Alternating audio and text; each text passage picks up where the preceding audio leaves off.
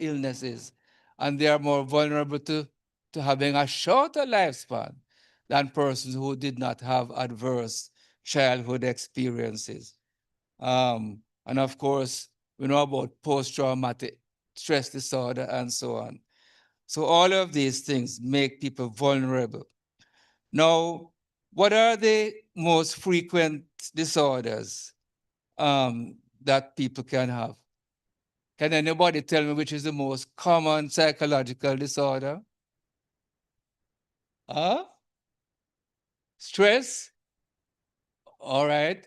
Now, the thing is, as I said, all of us experience stress, but not everybody is going to end up with a psychological disorder. And we're saying that some people are vulnerable by, in different ways, which we just went through. So, bearing that in mind, what would you say is the most common type of emotional disorder? Depression. Yes, yes. So I should have brought some prizes to give out. Anyhow, yes, depression is the most common psychological disorder. Dementia? No, dementia, which we'll come to, is more common as we get older, right? So you're not going to find somebody who is 20s, 30s, 40s, or whatever. And even children. Can have depression. Am I answering your question?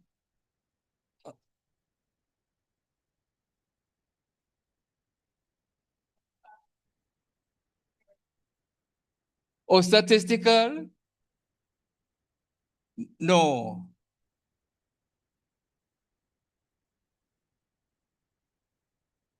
Yeah, but if you take the whole lifespan, if you look at a population where you have from babies right up, then you're going to find that something like depression goes right across.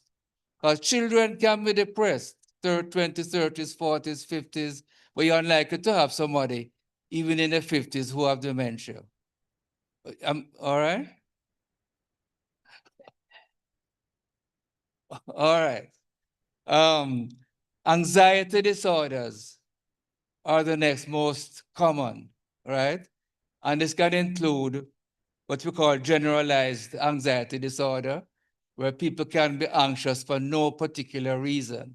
And of course, this requires medication. People can have panic disorder, panic attacks, with nothing necessarily preceding it, and post traumatic stress disorder, coming from various types of trauma, right?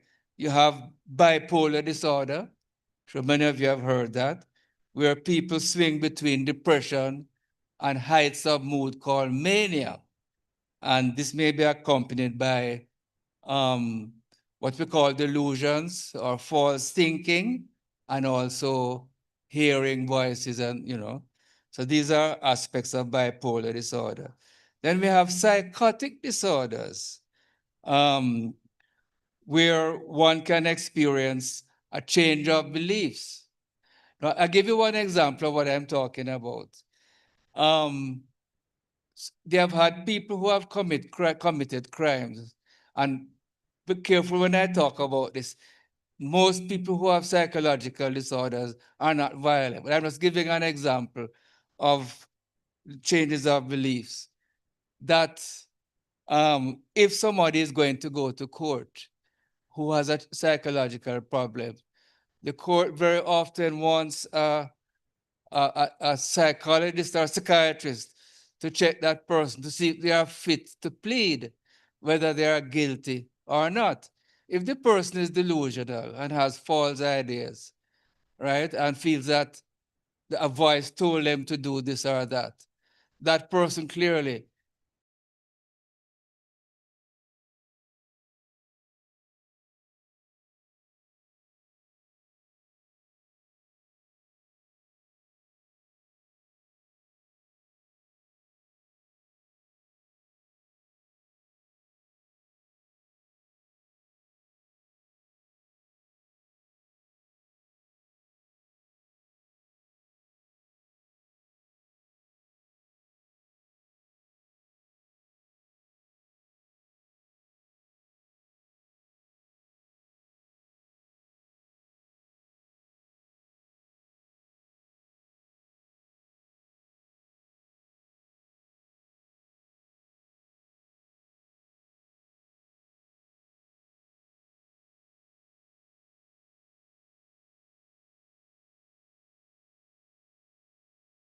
with age, right? So yes, it is not uncommon, and it increases with age. There is what we call personality disorders. Now, all of us approach life and people in various ways, and mostly in keeping with our culture. Um, and you know, when our relationship with people ends up causing distress for others or distress for us, that is known as a personality disorder. So one example are people who have narcissistic traits. They're always thinking about themselves to the detriment of others. Some people are perfectionists. They feel that nothing they do is good enough. So these are some examples of personality disorders. Now, the thing is that mental disorders are essentially disorders of the brain, all right? Um, and it relates to a problem of chemical connections. All the brain cells are connected to each other by chemicals. So in other words, this is one cell or a part of it that is extended called an axon, and it relates to another cell.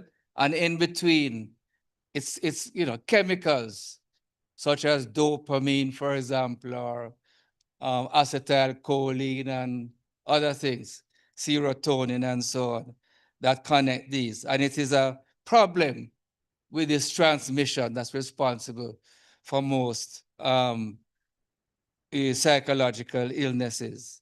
Um, some disorders are developmental, beginning in childhood, like for example, ADD is a type of developmental disorder, autism, spectrum disorder, uh, intellectual disorder, and so on, can be related to developmental problems in childhood. But what I want to stress is that somebody who has an emotional or psychological disorder, don't think of it as a person being difficult, you know, or being deviant.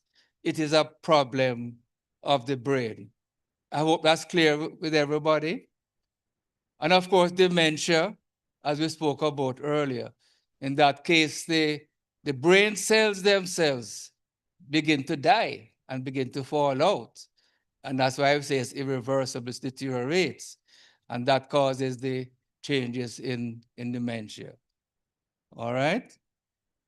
Now, during the COVID period, that was a situation that had a lot of damage in terms of the well-being of people, as we know. And, especially for children, isolated from their friends at school, um, you know, loneliness, uh, a gap in their learning. And it has been shown that, sometimes what these kids, young people have gone through during COVID has added to gang recruitment. Now, if we look at what are the factors that contribute to mental illnesses, if we look at Jamaica and the Caribbean, the legacy of slavery and colonialism. Some people say, well, but I talk about them things past, man, I'm gone, But if we remember, the Caribbean is the only population in the world that was translocated, taken from another country and brought to a region solely for the sake of oppression and servitude, brought to a hostile environment. And Professor Orlando Patterson at Harvard, social historian, an expert on slavery, he said that this was a monstrous distortion of human society. And any of you who read at all about, the history of slavery, books by Thistlewood and all these people, a monstrous disorder of society. And Marcus Garvey said that a people without knowledge of their past history, and origin, and culture is like a tree without roots.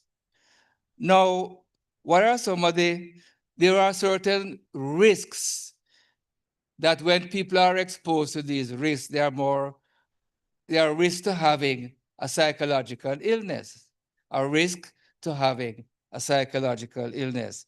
Now, there are things that are risks, but they are very much present in the Caribbean society. So persistent poverty is one risk, right? That people who are in that condition are more likely to have emotional disorders. Chronic underdevelopment, and we know like the roads in Jamaica and lack of adequate health care and all these various things, and the kind of suffering people go through because of that, again, is a risk to mental disorder. Disrupted family systems, again, is a risk. I used to find in my practice that most people I would talk to, we would ask them about the father in the home that wasn't there.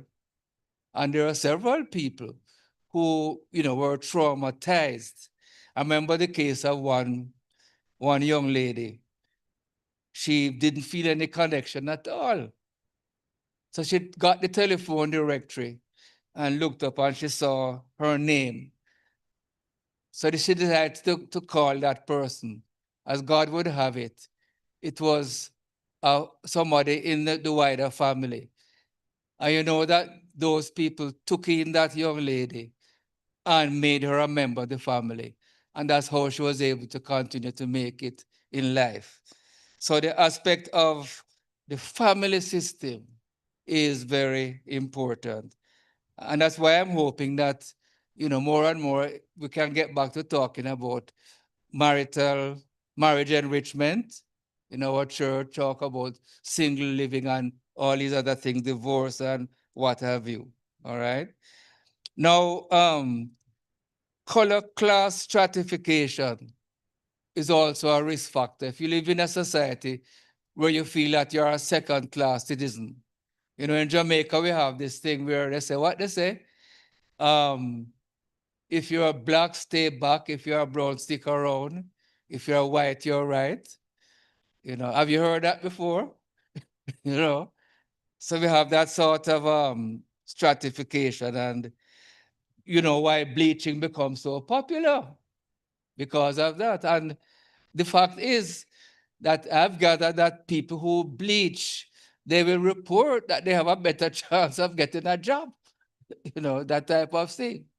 So all of that has its effects on the human mind. And what we call disintegration of the society, all the different problems we have.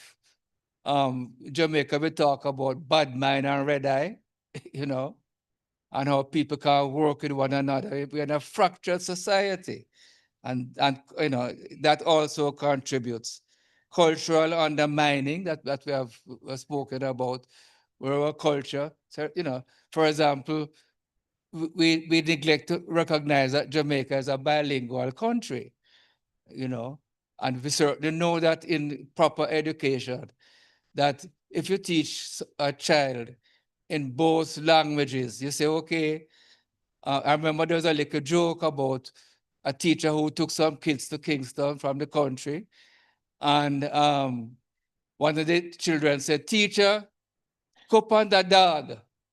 And the teacher said, no, Johnny, this is a dog. So the kid said, teacher, what a way that dog favor dog. But the kid was just being bilingual, you know. So it is, the experts have shown that if you teach in both languages and you say to the kid, well, nothing is wrong in the Jamaican language, but then we have to also speak in the lingua franca of the world and so on, so with English as well. But when people feel like they are inferior because they um, cannot have efficiency in English language, and well, many of us know. I mean, I've had somebody come to my office once And I asked him about some relative of his and saying dropout. I never know what dropout mean. You know, to acquaint myself and saying dropout. You know. Many of us know that if we're dealing with people out there, we have to know the Jamaican language, you know. So that type of cultural undermining. And then the thing is, when you have all these, well, you have social media now and TV and all this, so we import the American culture and the Jamaican culture gets undermined. Thank God that we have Bob Marley, who is a global figure. We have steel band. We're in the Caribbean, we invented a musical instrument, you know, but is it always that threat? Again, it affects the mind. Now, our geography, you know, is a great risk factor. What are we vulnerable to in the Caribbean that is stressful? Huh? Hurricanes. Hurricanes. And in some places like Montserrat and other places, earthquakes. So all these factors in our where we are makes us vulnerable. Now, the good thing in all of this is that mental illness is treatable. I mean, I would not have devoted my life to being a psychiatrist. I wouldn't be able to live, you know, and put food on the table for Mrs. Silent if mental illness was not treatable. So psychotherapy is one way where we help people to understand more about themselves, understand more about life, more about their stressors, and be able to come up with their own solutions as to how they can adjust and grow. Medication is also important. I remember saying that most of these had to do with brain problems in the brain and connection between the cells and the chemical imbalances and so on. And so medication becomes very important. But I would say anybody that you know who's getting medication, tell them that they must always check with their doctor if they're having side effects and not stop it. And also not to believe that if you are well for 3 years, you say, let me try and see if I can do without it. No, because can get a relapse and sometimes the relapse can be worse. So this is very important for people to recognize. To be able to have a doctor or psychologist who can explain, we call it psychoeducation, to explain to one what is the nature of the illness. This is extremely important so people can understand. Not to say, well, me go doctor and he just give me some tablet. Me don't know what them for. So I can't bother tell them, but if they understand, as I've been explaining, and how the tablets can help, as well as the psychotherapy, then that becomes important. Suicide risk management, again, important.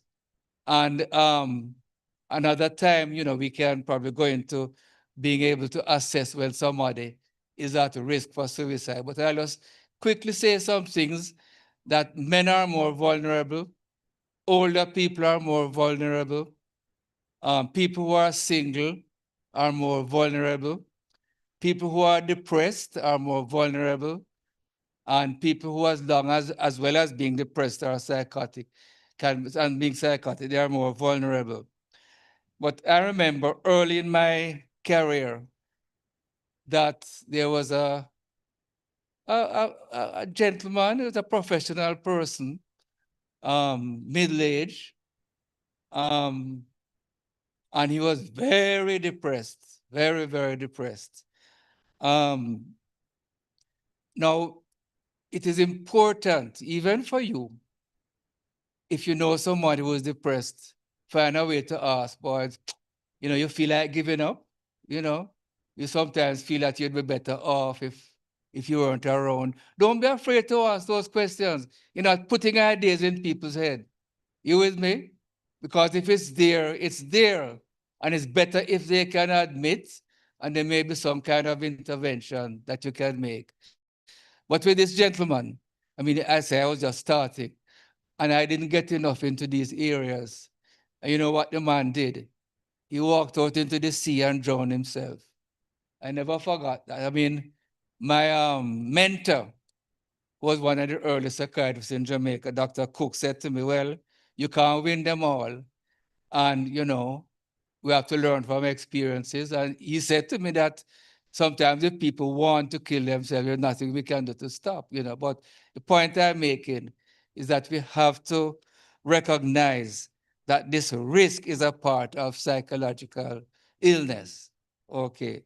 Um, Now, any treatment, psychotherapy, education, medication, psychoeducation, suicide risk management, needs the family and needs the community-based support. And that's where it comes into, as a healing community, we are there for support. I remember years ago, I went to an American psychiatric conference, and there's going to be a talk about schizophrenia. And there was this great expert on schizophrenia who was talking. So I said, let me go out here. And he said, colleagues, I can tell you one of the things that makes the most difference in the outcome of schizophrenia. And I was waiting to hear about some magic drug. I know you tell me what he said? What made the greatest difference in the treatment of schizophrenia? He said, where somebody has an interested and an involved family. That made the greatest difference in the outcome of this particular illness, where there's an involvement of the family and the community. Now, we recognize that, many people who have chronic illnesses, sometimes they are chronic, they may not respond very well to medication, but even if they do, they recognize they need a caregiver, somebody who can ensure, as I have said, that they attend. I mean, we have a committee, a support group here. And in this support group, we make sure that persons are attending the doctor, taking the medication regularly, and so on, right? Now, we can be optimistic about mental health because we have the scientific knowledge more than before. Because there were the days when treatment used to be by wetting up people with water and things like that, and even beating sometimes because it felt to a demon possession and those old days. But we have scientific knowledge, we have best practices, and this can lead to, in most cases, recovery or effective rehabilitation. So we can be optimistic, and the earlier the treatment, the better the results. All right? Nobody has any question about that. We can be optimistic, right? Now, if there's a neglect, which is a big problem, that the costs of neglect would be low productivity, right? As we can think about. People being, mired in poverty and, homelessness, of course. Thank God we have a ministry here to deal with that. And people who are homeless, they are properly evaluated. And we now have a psychiatrist who will be evaluating people, homeless persons, for psychological disorders. All right. People who are psychologically neglected are vulnerable to abuse. People can stone them on the street and that type of thing. And of course, some of them end up on the wrong end of the police and so on. So it's very important that people are not neglected. All right. Now, when it comes to the church, relating to mental concerns, it's part of the wider healing ministry of the church. So if, as we do in Bethel, if there is a recognition of what Christ said, that he sent out his disciples to preach the gospel and to heal the sick. Remember that? Luke chapter 9.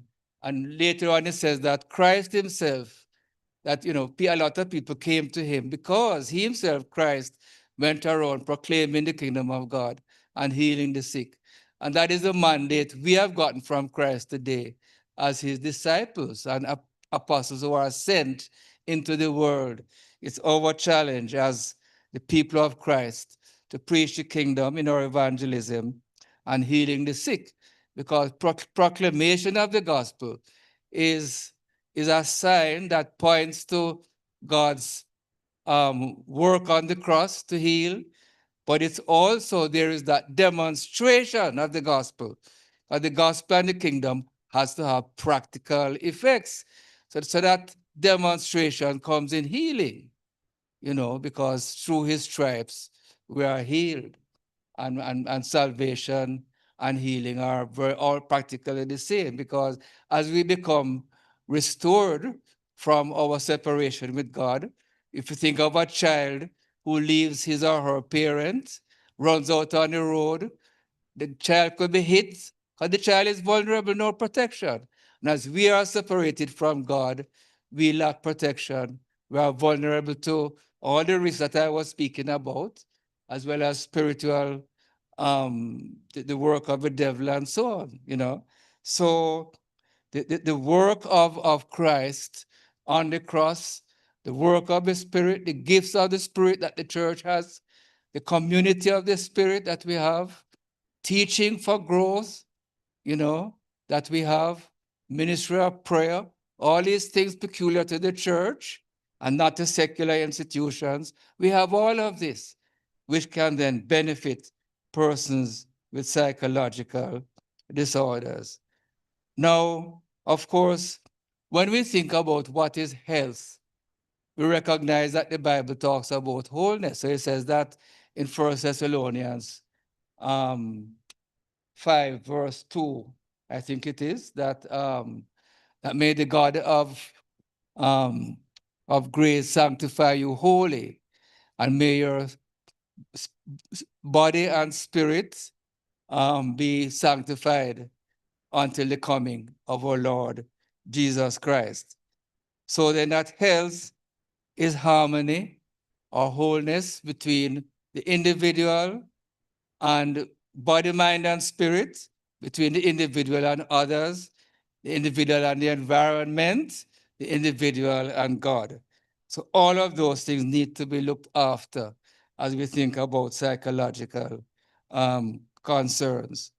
Now, as a healing community, it is saying that in real community, that each is as important as the other. Each of us is as important as the other. And we're not going to have a situation where anyone is left unattended or any need is left unattended. So in our church, as part of our healing community, we have a medical ministry. We have counseling and mental health services, a ministry of prayer. And we have other ministries like legal aid and education and other things that relate to cutting the risk for stresses in life, and that contributes to wholeness. So we have the motto then that there can be no mental health without good physical health, and no good physical health without mental health. Now, how can we get started then in a mental health ministry? Every member can become an emotional wellness supporter. What do you think about that? An emotional wellness supporter. Everyone here can have that role. We agree with that could work? All right. So let's go a little more. We could establish a mental health committee with a volunteer coordinator of mental health ministries. Now we do have that. And we could do more, like as in today's discussion, to deal with mental health literacy, combating stigma, recognizing, see, what we need to recognize, none of us is free of any emotional health concern. Isn't that so? That we have a continuum where you might have, stresses day to day, but the person is able to deal with it. But you go right along the, where somebody can have a sudden death in the family, or all kind of stress and trauma. The fact is, as I on Monday, I was raising the issue that there's nobody I know well who is not experiencing some form of suffering. And I think all of us here could say that there's nobody that we know well who doesn't have some form of suffering. Isn't that true? You know? Um, and sometimes we think, boy, we look at that person and they say, boy, I wish I were like that person. And they are looking at us and say, boy, I wish I was like, but each one of us, each person. So the fact is that we are on that continuum, and some people will end up more on the other side. So all of us are in some part of the spectrum. So let's not forget about the stigma business. Because what happens is that, when we are afraid, as I've said earlier, to share, that's where the problem begins. And of course, we need to have advocacy as a church for proper care. Now, how can we become an emotional wellness supporter? First of all, to manage our own self-care through healthy lifestyles. Some healthy lifestyles include, for example, exercise. Is very good for the mood. I'm sure some of us have recognized that. It helps depression, exercise. It helps anxiety too.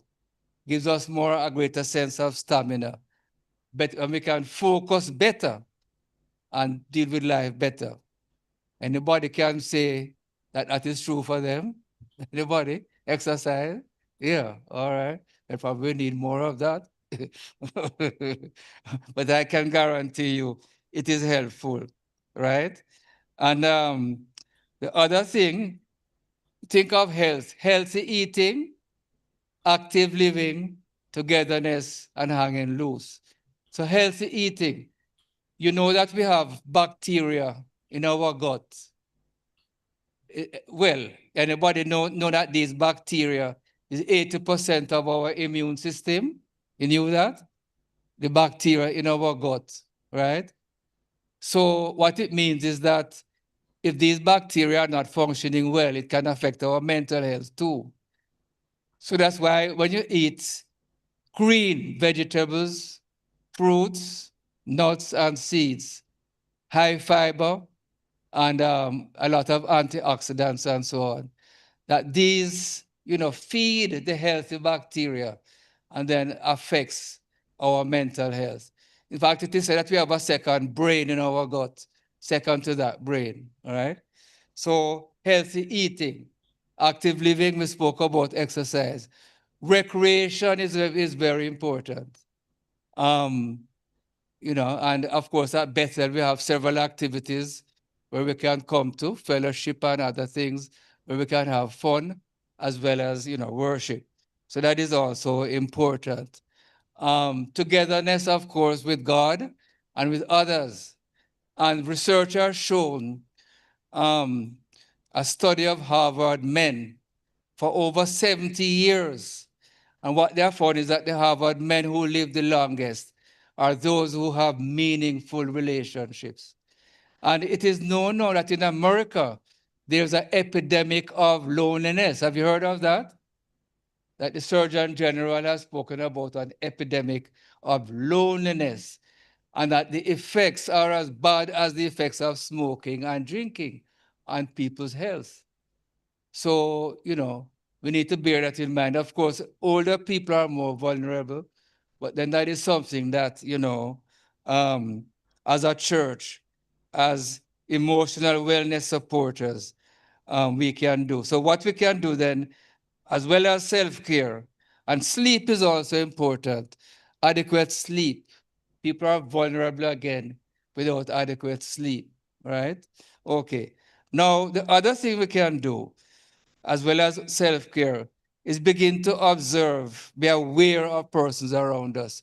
On Monday, we were talking about some people come to Bethel and feel like nobody, them come and leave and nobody take them seriously, you know. But we need to be aware of people around us, fellow members, other people, be aware. And if we see somebody who is looking down in the so let's not be afraid to say, how you doing? Anything you want me to pray about?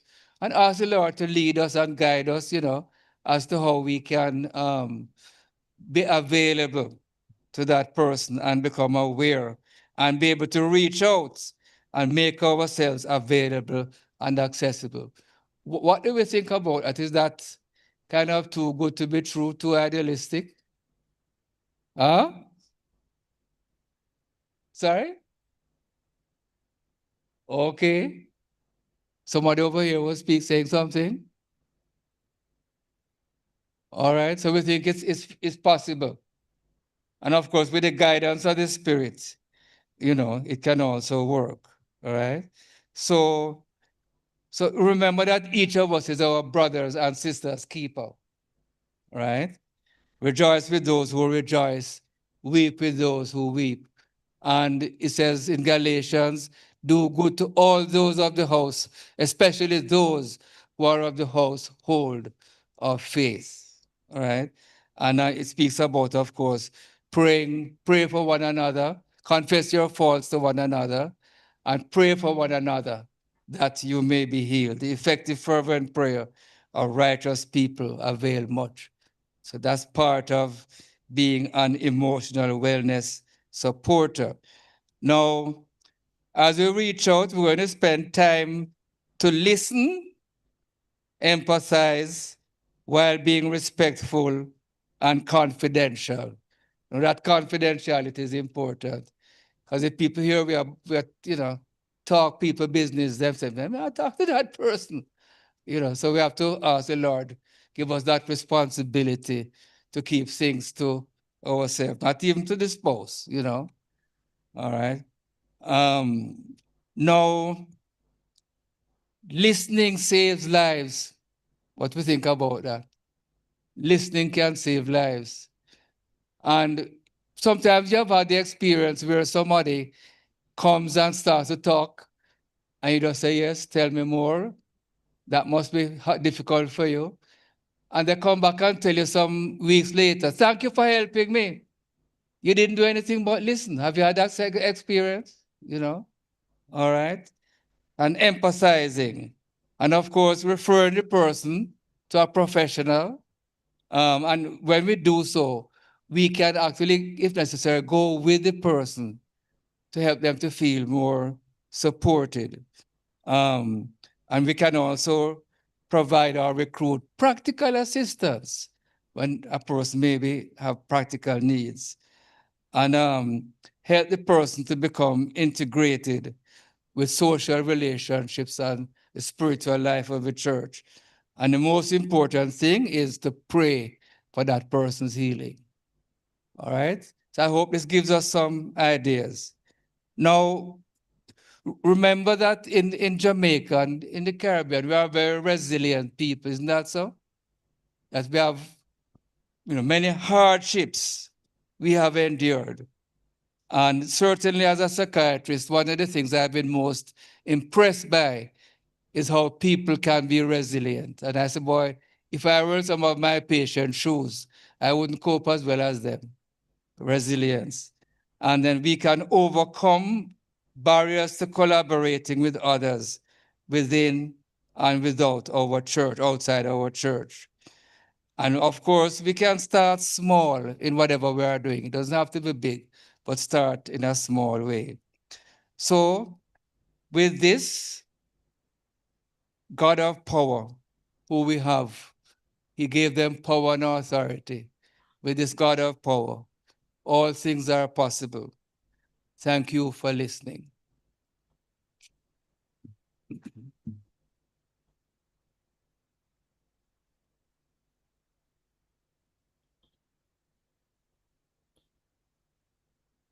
Yes, use your mic.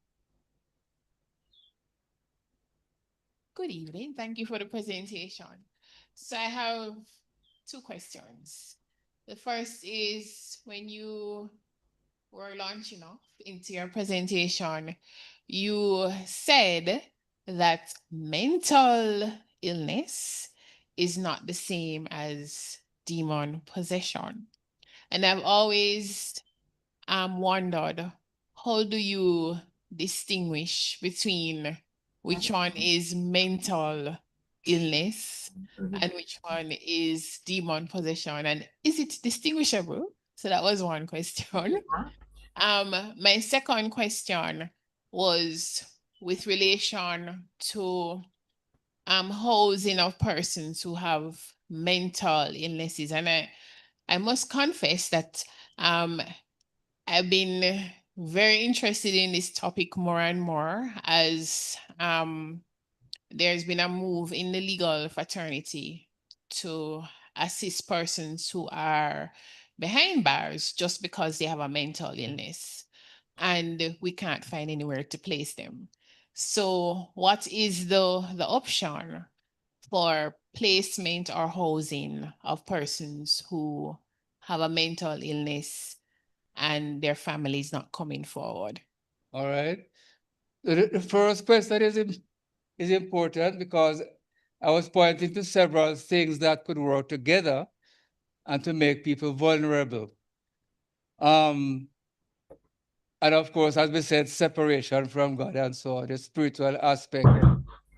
I've had some experiences.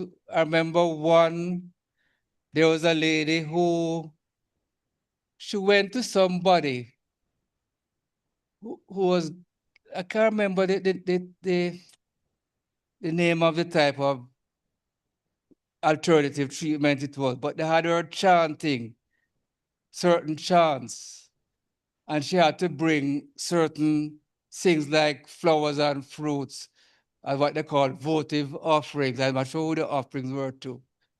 But she was saying that she began having hallucinations, and when she was telling me about all of this, I treated her with medication, but we also discussed, and she decided to stop all of this other stuff. And I really believe that her stopping that also contributed to her improvement. I've had other experiences. Because if you remember the Gadarene demoniac in the Bible, he was able to, the spirits were able to discern that it was Christ, it was the Son of God. And they said, leave me alone. And also his superhuman strength. I remember some couple patients would tell me that they would be in a state and they were able to say things about people around them that she didn't know them, and there was no way that she would have known anything about those persons. And that to me was another sign of possible, demonic activity. But what is most important is the gift of discernment and depending on the Spirit of God, because we can get into a whole lot of trouble. I mean, I've seen situations where people are taken from hospital and, you know, taken to somebody to cast out demons and all these things. And people are saying, well, it's not this, but that, and so. And we say, well, you can have a combination of different aspects working together. So we in the church have got to be very sensitive and to ask the Spirit to guide us. And I think what is most important is that if we can help people to live a life of holiness and they have that support, they don't have any need to go to Obia person or this person or that person. They can really get closer to God in a real sense. And this will be important. All right, the other question about residential, the- this is a very important issue. Dr. Professor Abel used to have some group homes. I'm not sure if he still has them, I think so. And there are other people in the mental health field who I know in Montego Bay. Oh, there's a lady, I can remember, but her name has slipped me. But she had formed a foundation that provided residential care for the mentally ill, you know. But it's a very important concern. Um, and we in Bethel, in East Kingston, we used to have a residential situation. Well, it did involve people who were had problems with dependency, chemical dependency, and so on. But it's a very important issue, and I think it's something that, as we in Bethel think about possibilities that, wherever we can address this need, it is very, very important. All right. I hope I've answered the question. All right. Any Dr. other? Dr. Allen. Hi, Yes. Dr. Allen. This is Edna. I'm not in church, but I want to So just whoever thank is in you. charge of the session, you can't say when the time is up because I'm just answering and answering. All right, I want to Doc, thank you very much. Thank you very much for the good for the evening, friends. Good for the afternoon, Doc. oh. A number of young men in particular have committed some very heinous crimes.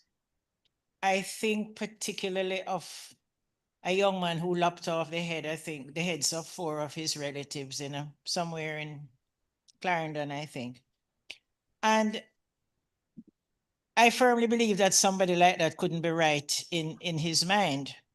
But what gives me concern is when the prosecution says the person shows no remorse. And to my mind, if you have a mental illness, then I don't think you would be responsible to some extent for your actions. And to say you want to see the person showing signs of remorse and you don't see that, so you give the person 100 and odd years. I don't know that we have solved the problem. That's one thing that the next thing I'm going to ask you to clarify for me is the difference between behavioral disorder and personality disorder, and if the same person can have both. All right. All right. So you spoke about personality disorders. There's one type of personality disorder. It's called antisocial personality disorder. It was previously called sociopathy or psychopathy. And I'm sure you have heard people talk about heard sociopathic people. You do have people who end up having, they do have their anxiety level is lower than the average person. They have little sense of right and wrong. They are very aggressive when provoked, and um, it is hard for society to contain such persons, and therefore many of them end up either in prison or you wonder now with the if quote unquote effective work of the police in well, if whether some of these people are not sociopathic as well, right? So there is that reality. Um, and some of these people who are sociopathic are also people in business, in scamming and all this. I don't know if any of us have come at the other end of people like this. Sometimes you're walking and somebody say, "Hi man, I remember you from school days, Long time, man. How you doing, man?" And you don't want to make them feel bad like you're a snob. And I remember once we were, Mrs. Lita and myself were walking in Tropical Plaza. And of course, we were involved in the church and different things. And so some man came up and said, "Man, I'm very pleased with the wonderful work that both of you are doing." So it kind of, So I said to her, "Come, move," because I realized that that man could be sociopathic. And once he begins to engage you in conversation, you don't know where he'll take you. I'm sure you have met people like this. They have the gift of the gab and they can sell you London Bridge. And there's the question as to whether certain leaders in the world are not in that category. No, seriously. All right, so there is that aspect. Do not believe that mental illness makes one vulnerable to violence. That is not true in most cases, right? But where somebody is neglected and not treated properly and being provoked and so on, there is a possibility, as I've said, that people are examined and certain things are found and so on, that one could be more vulnerable. But these people who cut off and there's no remorse, I begin to wonder if they are not sociopathic. And of course, there are people like serial murderers and serial killers and so on. And that's an extreme case of psychopathy and you know, disorders of serious disorders. When you think about situations like pedophilia and so on, and all kind of things that there are in the classification. So it can become very complex. But brothers and sisters, let us remember that with man it is impossible, but with God all things are possible. Let us remember the power of prayer, the prayer of support, and the power of community. Okay, any other questions? I hope I answered the question. All right.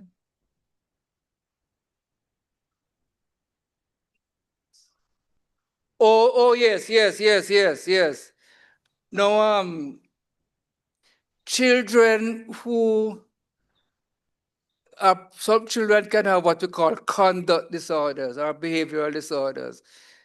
And this could relate in some cases to things like ADD, or it could relate to lack of proper socialization, you know, where if a child wants to have something, that the parenting is inconsistent. Sometimes they are spanked without any explanation. Sometimes their parents allow them to go on with what they're doing. This inconsistent parenting and the adverse the ACEs, the adverse conditions of childhood, you know, can make people vulnerable to conduct disorders. And these, can be troublesome kids in school. And I think, that's where teachers in special education and so on need to know more about this. So very much so, we can have conduct disorders and behavioral disorders. And the thing is that where you have conduct disorders that are not managed, they can morph into the sociopathic personality. All right.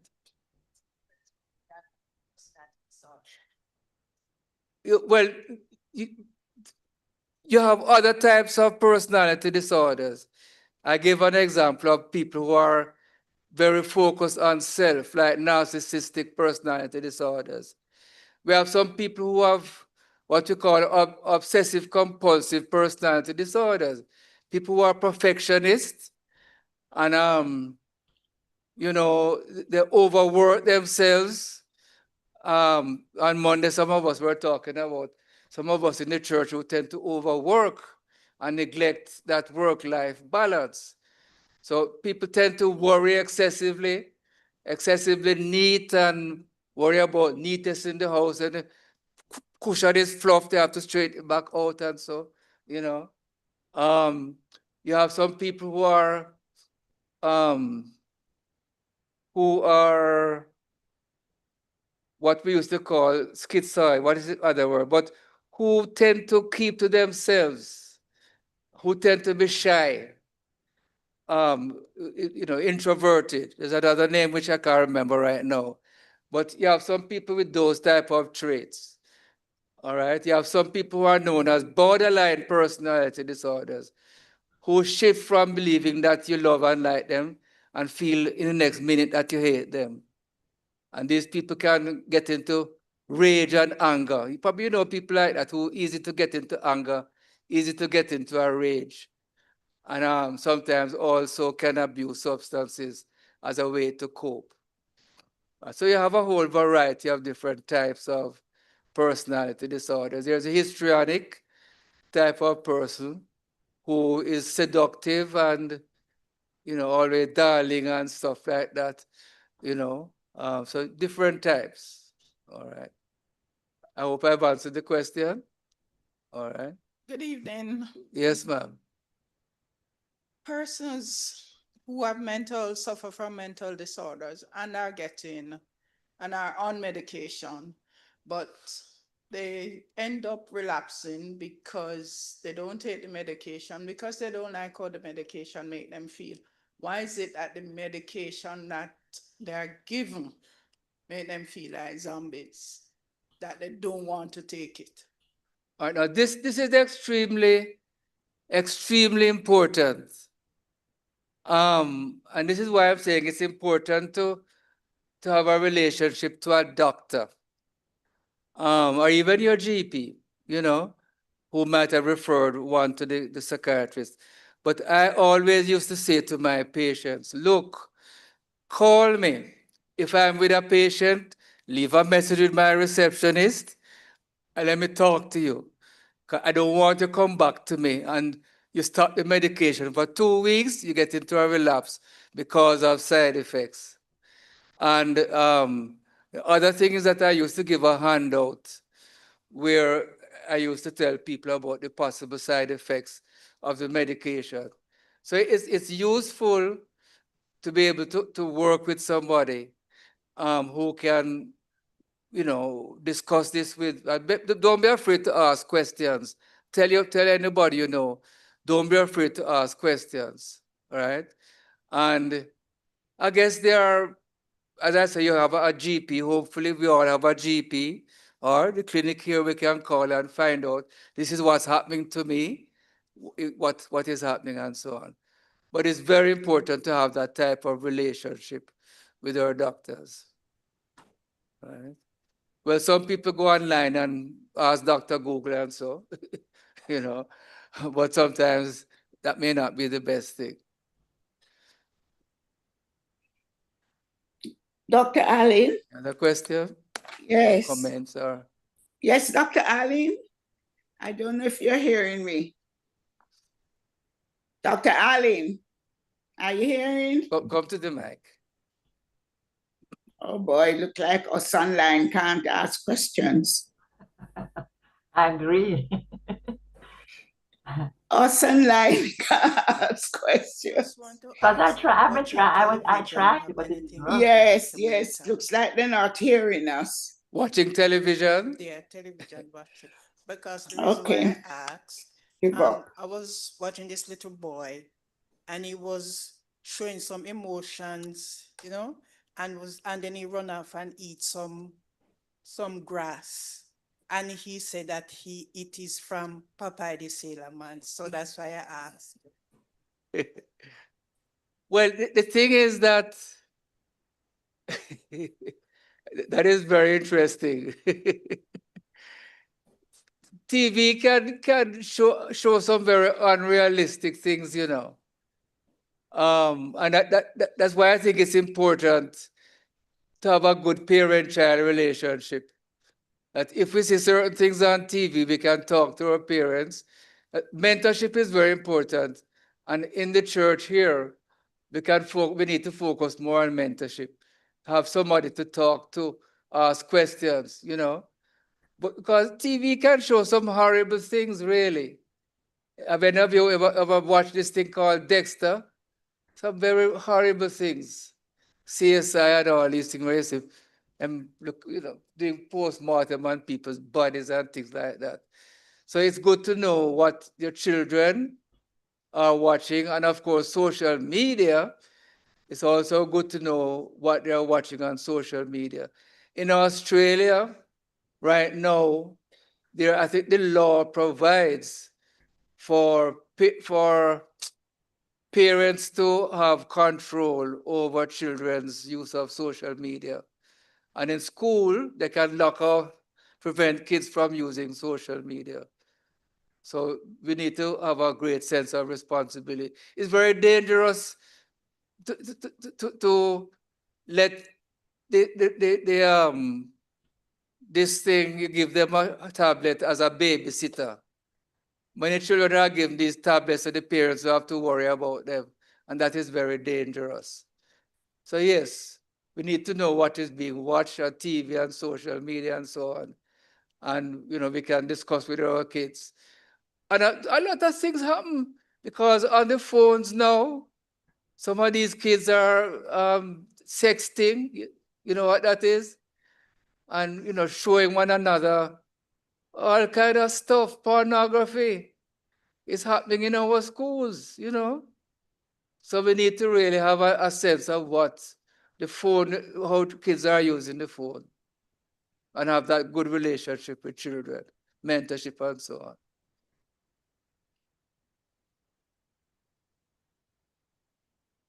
All right.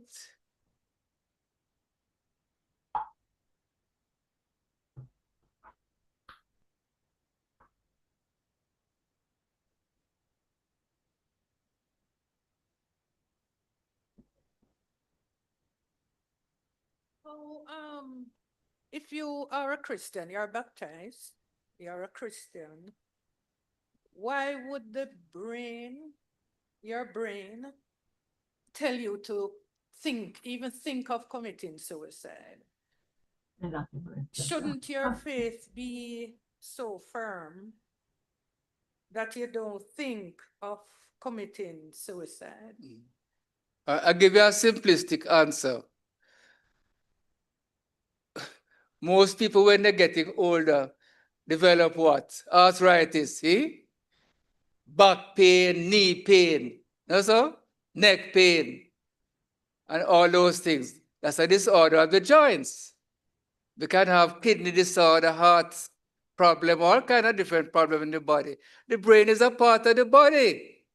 So just like how you can have problems with different parts, you can also have a brain problem. And that brain problem, as I was trying to explain, can affect how we think and how we behave. All right, so even if we're a Christian, we can have, ailments of different types, including ailments of the brain. I hope I've answered the question. So nobody is not vulnerable. It's interesting. There's, remember when Paul was giving testimony before, was it Agrippa? And I think he said to Paul, much learning has made you mad. You remember that? Anybody? You know, but in the Bible, when I looked at that, it's interesting that the Bible had a term for that type of illness. And also remember Christ's parents, his relatives came to get him because they thought he was mentally ill, you know, because they couldn't understand his teachings and what he was doing. So even the Bible speaks about that concept. All right. So let us understand then that the brain is like any other part of the body. It can go wrong. And in talking about dementia, it's very important before one diagnoses like Alzheimer's to do a lot of tests. For example, if one's thyroid is low, that can cause problems with one's cognition. I mean, I have had a problem with low vitamin B12. And when that affected me at first, before I started getting treatment for it, Mrs. Alvin will tell you that I was trying to put on some money onto the phone, some credit, and I couldn't put in the numbers because my brain wasn't functioning properly. But you know, after with the treatment and so on, and I mean, I have myself went to a neuropsychiatrist because at one time I got into some situation that was making me feel a little depressed.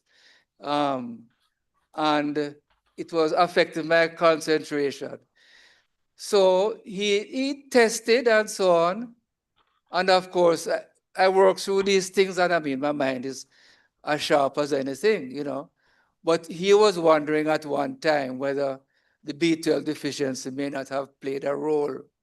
So it's important to be aware, you know.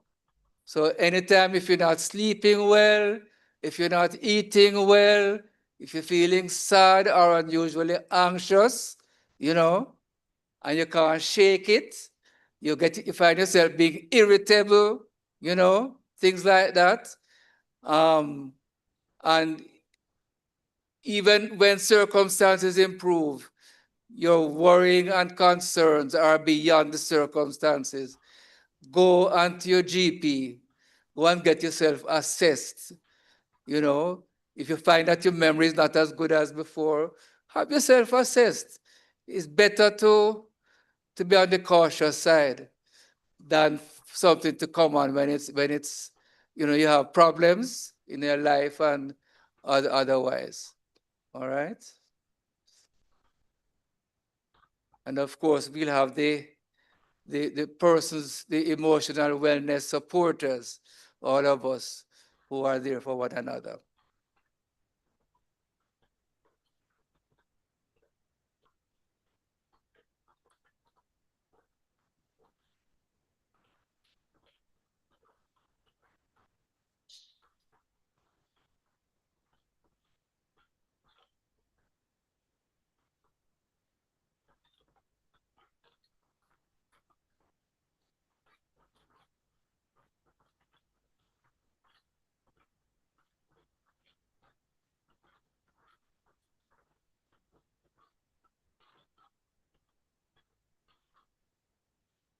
Now I was just checking on me, GP or psychiatrist, because I've seen somebody be taken to a GP and totally misdiagnosed. Oh, all right. You sure you know psychiatrist? Let's.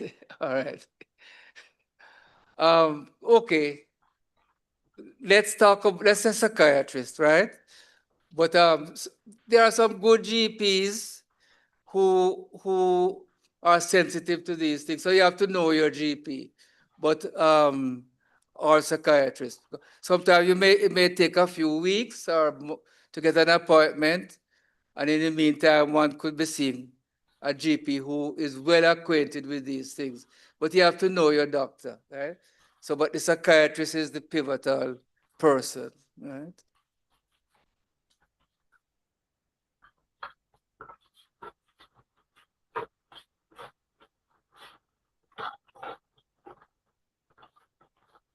All right. So who's going to take over from here now?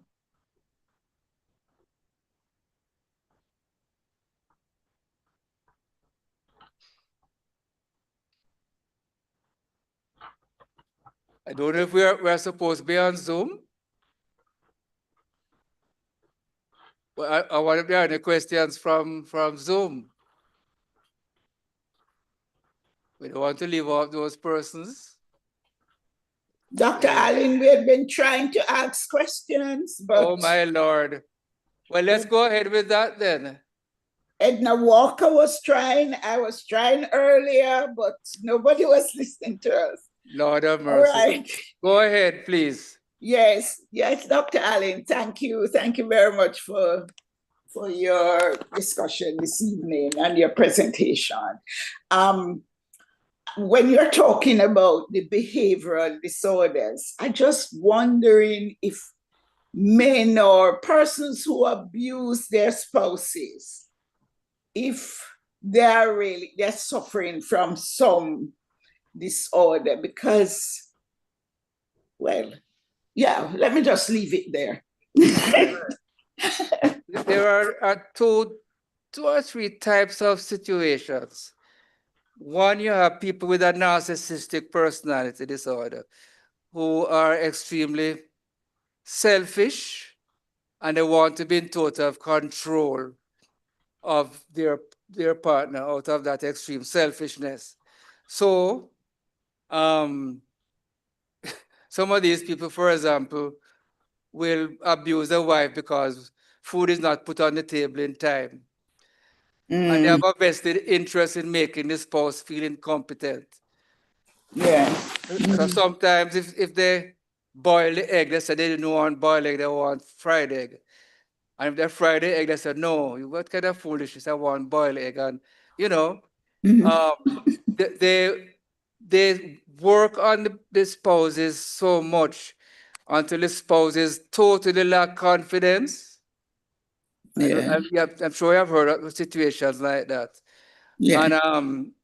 And then some of them, they also use a technique that when the spouse begins to complain, they start to cry and bawl, go down on their knees and say they are sorry. And the spouse take pity on them, and it becomes a vicious cycle in that abusive type of relationship. Of course, sometimes there are some spouses who are afraid of being killed, you know, and that's a reality where if one has been hit, and I say to people, one hit is enough. Yes. One hit is enough. Somebody should leave right at that particular point, you know. So, and then sometimes people then become afraid. And this is where uh, we're supposed to have services in Jamaica, and we need to check about that for persons in this situation, where they can go to special centers. Yes, yes. The Women's Center and all that. Yes, yes. They have them. So it's important for us here. Probably we need to get some of these numbers and so on.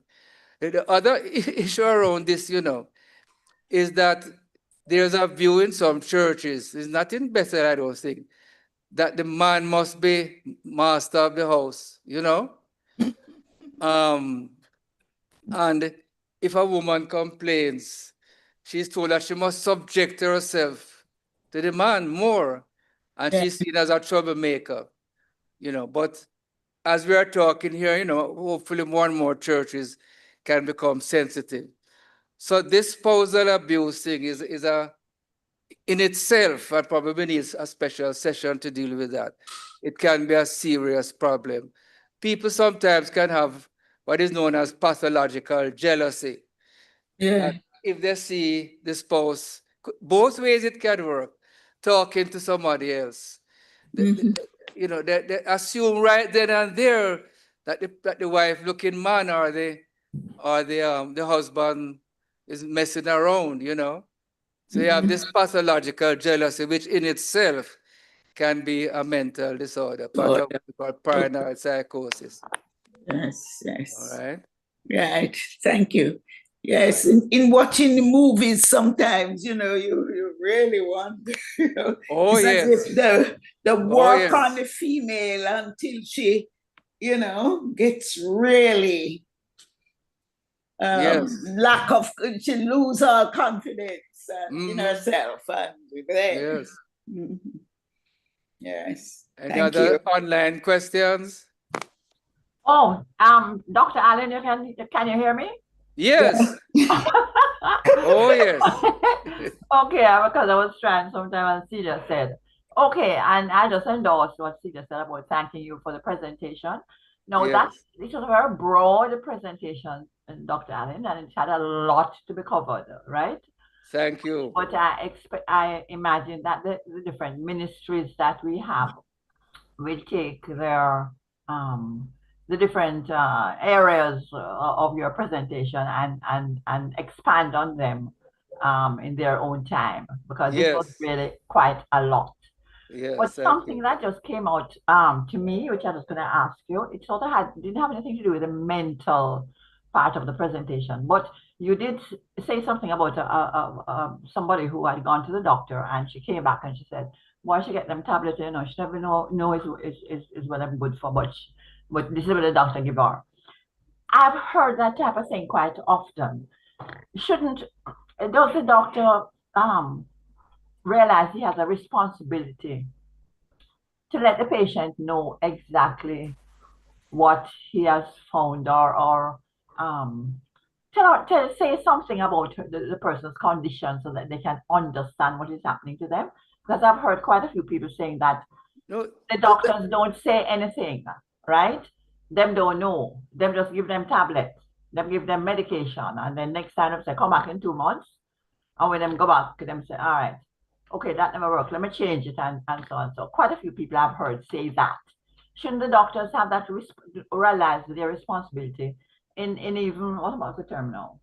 That is important. In sort of relating to the patient, because the patient even afraid of them to know what is going on type of thing. So the doctor should do something about that.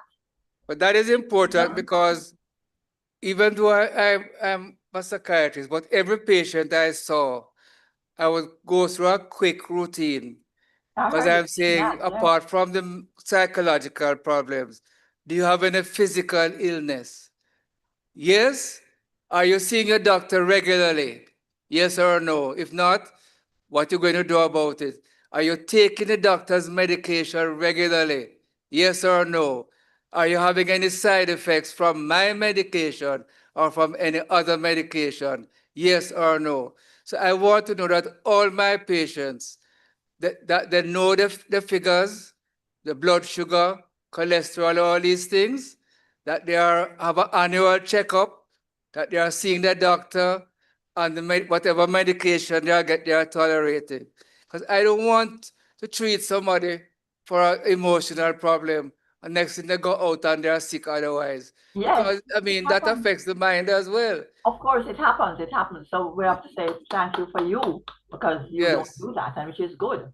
But then yes, you have been well trained by us at Bethel. That's why you behave like that. I'm just joking. yes. But I think it needs to be done, and I don't know if you doctors have a council or a place of meeting where you discuss things about patients. But I would say, and probably we need to talk about this a little more, but each of us as a patient, there are certain rights we have. And there's a right to know what condition we have. There's a right to know what treatment we are getting, why we are getting it. And there's something known as informed consent.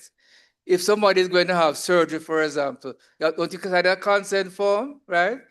But there's also a principle of consent that when a person is taking a tablet from a doctor and putting it in their mouth, that they should be informed before they consent to take that medication. We need to look at that, Dr. Allen. We need to Yes, look at that. very Maybe important. make Andre do Yes. a thing on that and balancing Yeah, those. we But we need need to to have do a that. session Very about important. Very. patient rights and how we deal with our doctors. Thank you very much. Anybody else online? Any YouTube questions?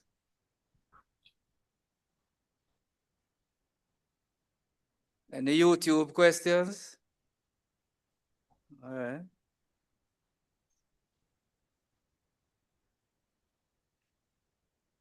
All right, so nothing else online then or YouTube? Okay. So you're going to. So thank you very much.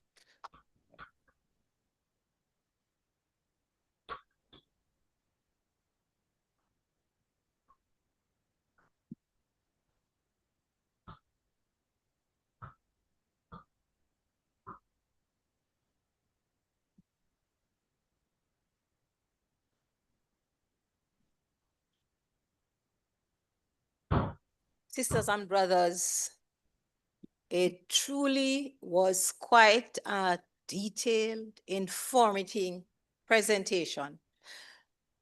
But at the end of it all, we are asking ourselves some questions. We need to find out, one, to what extent are we mindful of our own situation in terms of our social, emotional, and mental health, and what steps are we taking to ensure that we are in the best possible position? And the wider question is, as a church, how are we going to be engaged in supporting persons who are having challenges? That was what we're supposed to be getting out of your response. That should be your response. So I leave you to ponder. One, what am I doing about my own condition? Because sometimes we tend to see things happening and then we ignore, and then it deteriorates. We want to really thank Dr. Allen, not only for this presentation this evening, but for his lifetime of work in the field. And Dr. Allen has been one of those doctors who, in terms of ethical considerations when it comes to patients, check A1. Even when persons are impatient with certain approaches, he maintains them. And so we want to give God thanks for his stewardship over the years. Yes, I worked at an organization that had responsibility for health and wellness. And we did make sure that employees who were challenged were referred to get the appropriate care. So I've been down that road in terms of some companies. There are some companies that have wellness programs that look out for employees' well-being. So today is Wednesday, tomorrow is Thursday. We will have Reverend Barnett come to address us on the importance of reconciliation and forgiveness in maintaining health, and that should be very interesting. On Friday, we'll have our closing exercise, and if you go up on the second floor on the admin building, you will see the children hard at work preparing their pieces and really getting engaged. So that should be interesting on Friday. I didn't get the notices that would normally be done on Wednesday, but just to mention that the funeral service for the father of our deacons, Glenister and Ken Tucker, father-in-law, Diti, grandfather to Alicia and Yolanda, will be on Saturday in St. Mary. We will ensure that the notice is sent around in the membership group so that those persons who are able to will support as necessary, as they're able, really. Do we stand for the benediction then?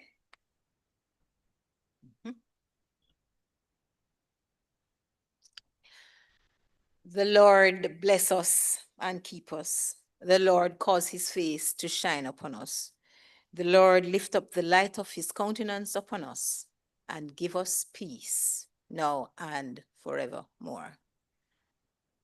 Amen. And there's a particular church that would say, our presentation is ended.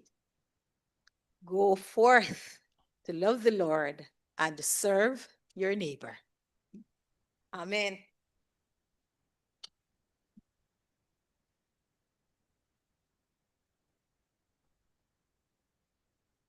Those persons.